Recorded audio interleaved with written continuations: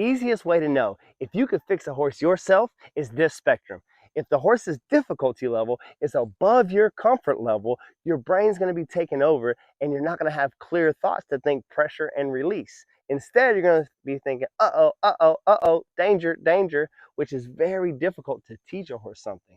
So what we want to do is systematically soften the horse and get their resistance broken down until our confidence level is above their difficulty level so that we can simply communicate them as clearly as possible.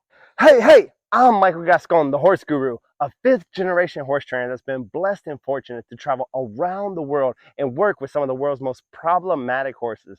And it's my mission to help 1 million horse owners learn how to confidently, safely, and successfully train their horses from home for free and remember how to have fun again. But why free?